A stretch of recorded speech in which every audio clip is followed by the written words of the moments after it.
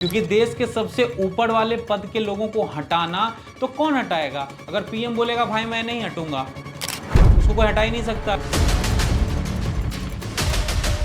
95% cases वो opposition के leader पे ही किया गया। इसका मतलब क्या है? ऐसे तो है नहीं कि विपक्ष का लीडर ही सिर्फ चोर है और पक्ष का लीडर सारा का सारा दूध का धुला हुआ है, सारा का सारा पाप धुल गया। वो केस ही खत्म हो गया। प्रफुल्ल पटेल और छगन भुजबल पे भी केस चल रहे थे। दोनों ने एनडीए के साथ हाथ मिलाया। अब इनके केस या तो बंद हो चुके हैं या तो पेंडिंग पड़े हुए हैं। इस बिल को देख करके ऐसा लग रहा है कि बीजेपी अपना काम आसान कर रही है।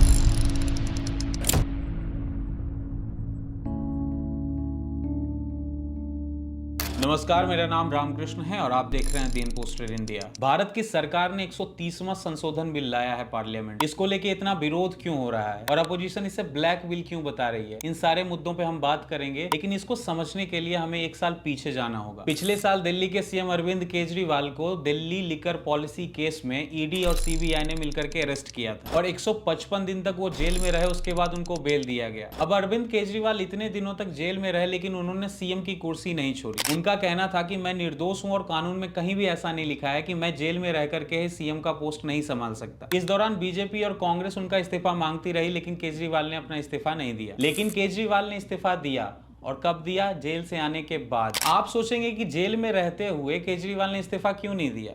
जब वो जेल से बाहर आए तो उन्होंने जनता से कहा कि मैं अपनी सीएम की कुर्सी छोड़ रहा हूं और मैं तभी इस पे दोबारा बैठूंगा जब आप मुझे चुनेंगे और आप डिसाइड करेंगे कि मैं दोषी हूं या निर्दोष हूं। खैर, दिल्ली की बेवफा जनता ने अपना फैसला सुना दिया और केजरीवाल दोबारा सरकार में नहीं आए। अब जो दिखता है वो होता नहीं है। केजरीवाल ने इमोशनल एंगल दिखा करके रिजाइन तो कर दिया था लेकिन रियलिटी कुछ और थी। उनको जो बेल मिला था वो कुछ कंडीशंस पे मिला था। ये कंडीशन था कि आप ऑफिस नहीं जा सकते हैं, आप सर्टेन फाइल्स पे साइन नहीं कर सकते हैं, आपको हमेशा एलजी का अप्रूवल लेना पड़ेगा।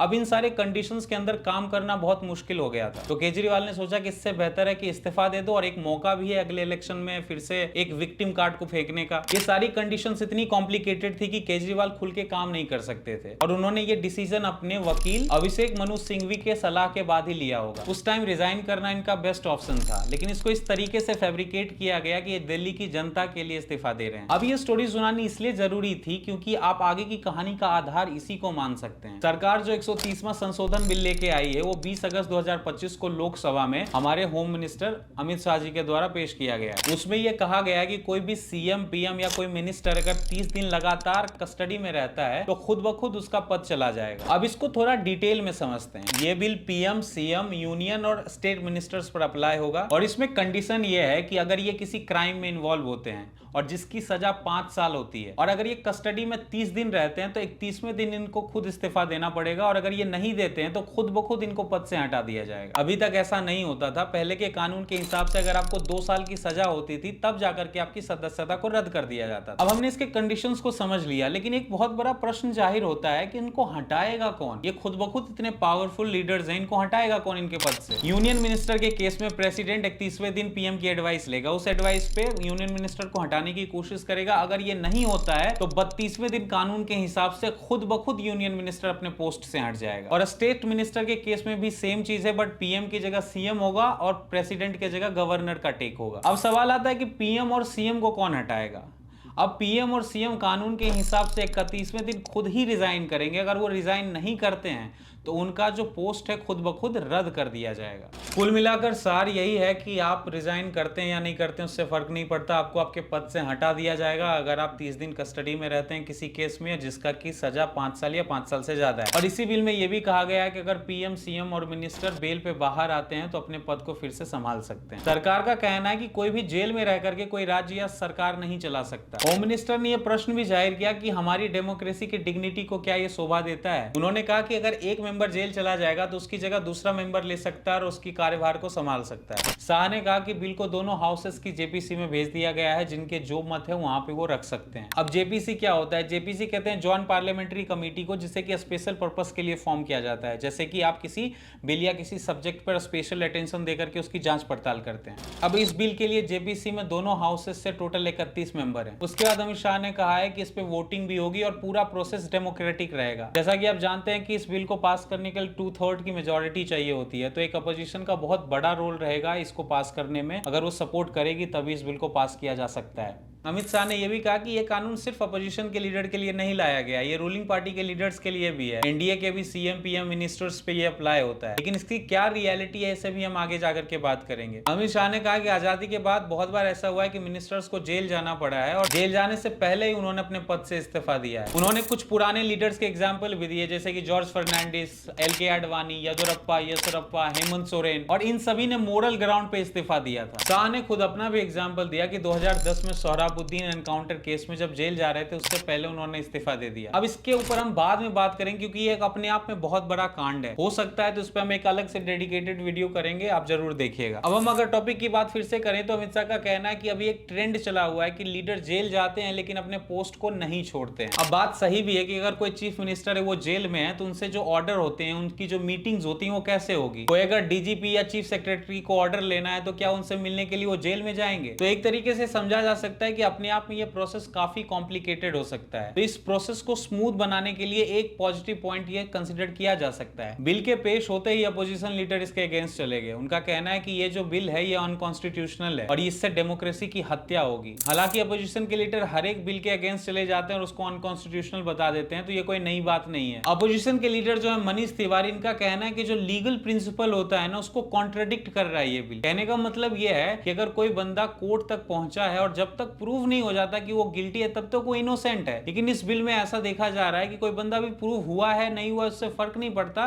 लेकिन अगर 30 दिन तक आप जेल में रह गए हैं और कोर्ट में आपकी पेशी हो रही है लेकिन कोर्ट ये प्रूव नहीं कर पा रहा है कि आप गिल्टी हैं या नहीं है, लेकिन पार्लियामेंट आपको प्रूव कर चुका है कि आप गिल्टी हैं, अगर आप सिर्फ जेल में रह जाते हैं तो अगर किसी भी फैक्टर के कारण अगर आप जेल में रहते हैं तो उससे फर्क नहीं पड़ता, बट आपका पोस्ट आपसे छीन लिया जाएगा, मतलब आपको दोषी बना दिया जाएगा। अपोजिशन का यह भी कहना है कि जो सीबीआई और ईडी है वो सेंट्रल गवर्नमेंट के अंदर आती है और इस रूल के पारित होने के बाद उसका बहुत ज्यादा मिसयूज किया जाएगा। जिस भी लीडर से किसी दूसरे सेंटर के लीडर को खुन्नस होगी वो उसको जेल भेजने के लिए इसका मिसयूज करेगा। अब देखते हैं कि रियलिटी क्या है। हम थोड़ा पीछे जाएंगे, ज्यादा पीछे जाने की जरूरत भी नहीं पड़ेगी, 10-15 साल अगर हम पीछे जाएंगे तो समझ में आ जाएगा कि क्रोनोलॉजी है क्या और इस कानून को पारित करने के पीछे का कारण क्या है। 2015 से 2025 तक ईडी ने पॉलिटिशियंस के अगेंस्ट 193 केस रजिस्टर्ड किए हैं और उसमें मात्र 2 कन्विक्ट हुए हैं, मतलब इनका जो कन्विक्शन रेट है वो 1% के आसपास है। और जब से बीजेपी पावर में आई है तब से 95% जो ईडी के केसेस हैं वो अपोजिशन के लीडर पे किया गया है। टोटल 121 लीडर ईडी के रडार पर आए जिसमें से 115 अपोजिशन के लीडर हैं। तो ऐसा समझा जा सकता है कि या तो अपोजिशन के लीडर ही सारे चोर हैं या तो जो पकड़ने वाला है वही चोर है। 25 बड़े लीडर जिनके खिलाफ ईडी और सीबीआई के केसेस चल रहे थे, जब से वो बीजेपी को ज्वाइन कर लिया है या तो उनके केसेस पेंडिंग है या तो उनको साफ कर दिया गया है। तो ऐसा समझ लीजिए कि अपोजिशन के लीडर को गंगा तक जाने की भी जरूरत नहीं पड़ी, अपने पाप को धोने के लिए बस आपको बीजेपी ज्वाइन करना होता है। और अलग तरीके से कहें तो नए जमाने की वॉशिंग मशीन है जिसमें लीडर्स को साफ किया जाता है, लीडर्स की छवि को साफ किया जाता है, कपड़ों को नहीं। हेमंत बिस्वा शर्मा पे 2014 में केस चल रहा था श्रद्धा चिट फंड का, लेकिन 2015 में उन्होंने बीजेपी ज्वाइन कर लिया। उसके बाद से वो जो केस है वो ठंडे बस्ते में, मतलब उस पर कोई प्रोग्रेस नहीं हुई है। और दूसरे हैं अजित पवार जी, इनका तो केस ही ताजा है। इसको समझने के बाद आपको समझ में आएगा कि ये सब पावर का खेल है। पवार ने महाराष्ट्र स्टेट कोऑपरेटिव बैंक का स्कैम किया था। 2020 में महाविकास आघाड़ी की सरकार बनी तो इनका केस ही हटा दिया गया। फिर क्या हुआ कि 2022 में जब बीजेपी ने वहां सरकार बनाई तो इनका केस फिर से खोल दिया। अब 2024 में अजित पवार बीजेपी के साथ हाथ मिला लिया। आपने गेस कर ही लिया होगा कि इनका सारा का सारा पाप धुल गया, वो केस ही खत्म हो गया। प्रफुल्ल पटेल और छगन भुजबल पे भी केस चल रहे थे, दोनों ने एनडीए के साथ हाथ मिलाया। अब इनके केस या तो बंद हो चुके हैं या तो पेंडिंग पड़े हुए हैं और ये अपने आप में एक बहुत बड़ा केस स्टडी है। इस पे भी हम फुल वीडियो जल्दी ही करने वाले हैं। अब आप अगर बंगाल की साइड जाएंगे तो वहां पे शुभेंदु अधिकारी का नाम आता है। अब 2019 में सीबीआई इनको जेल में डालने वाली थी, पर 2020 में इन्होंने बीजेपी ज्वाइन कर लिया। अब इनका केस में कोई प्रोग्रेस नहीं है, या ऐसा कह सकते हैं इनका केस ही खत्म हो गया। और ऐसे बहुत सारे केसेस हैं जो बीजेपी के इंटेंशंस पे सवाल उठा रहे हैं। अब जब नंबर आप देखोगे तो 95% केसेस, जैसा मैंने आपको बताया, वो अपोजिशन के लीडर पे ही किया गया। इसका मतलब क्या है? ऐसे तो है नहीं कि विपक्ष का लीडर ही सिर्फ चोर है और पक्ष का लीडर सारा का सारा दूध का धुला हुआ है। तो कहीं ना कहीं ये बीजेपी के इंटेंशंस पे प्रश्न उठता है और उसके बाद इस कानून का आना एक बहुत बड़ा प्रश्न को खड़ा करता है। पिछले साल भी लोकसभा इलेक्शन के वक्त ईडी और सीबीआई ने बहुत सारे नेता को अरेस्ट किया था, उसमें से केजरीवाल को भी अरेस्ट किया गया था और जब कैंपेन करना था इलेक्शन का तब उन्हें बेल दिया गया था, फिर से उनको वापस जेल भेज दिया गया। हेमंत सोरेन के साथ भी कुछ ऐसा ही हुआ था। अब दिक्कत यह है कि बिल आने के बाद अपोजिशन के लीडर्स को बड़ी आसानी से हटाया जा सकता है। अब ऐसा समझा जा सकता है कि अगर मेन लीडर जेल चला गया है और वो रिजाइन कर दिया है तो इसके बाद सरकार का गिरना भी बहुत आसान हो जाएगा। अब मुझे लगता है कि बीजेपी को पता था कि पीएम को कोई हाथ भी नहीं लगा सकता है, इसलिए उन्होंने जानबूझ करके पीएम को भी इसमें ऐड करवा दिया ताकि दुनिया को लगे कि ये रूल तो बहुत ऑथेंटिक है, पीएम के बारे में बात कर रहा है। लेकिन उसकी आड़ में ये जो मिनिस्टर्स हैं, उसकी आड़ में ये जो दूसरे स्टेट में दूसरे गवर्नमेंट की जो सरकारें चल रही है, उसके ऊपर दबाव डाल करके ईडी और सीबीआई के प्रेशर से उनको जेल भेजने का काम करेगी। अब आप एक बार ये सोच करके देखिए कि एजेंसीज किसके ऑर्डर पे काम करती है। अब अगर पीएम के नीचे जो काम कर रही है वही पीएम को कैसे अरेस्ट कर सकता है। एक और क्वेश्चन ये भी जाहिर होता है कि जो हमारे देश के प्रेसिडेंट होते हैं ये भी कहीं ना कहीं प्रधानमंत्री या फिर पार्टी के मत से ही अपॉइंट किया जाता है। लिटरली तो ऐसा नहीं होता, लेकिन कहीं ना कहीं पीएम का पावर हमारे देश में प्रेसिडेंट के पावर से भी ज्यादा रहता है। तो पीएम को कैसे अरेस्ट किया जा सकता है। इस बिल को देख करके ऐसा लग रहा है कि बीजेपी अपना काम आसान कर रही है। या पहले अपोजिशन के लीडर को जेल में डालेंगे, उनका पोजीशन छीन लेंगे, फिर उनको अपने टर्म्स पे एग्री करेंगे ताकि उनके साथ मिलकर के ये गवर्नमेंट बना सके। क्योंकि जितने भी फैक्ट्स हमने देखे हैं उससे ये समझ में आया कि ये जो एजेंसीज हैं, ईडी और सीबीआई और भी बाकी एजेंसीज जो पीएम के अंदर आती है, इसका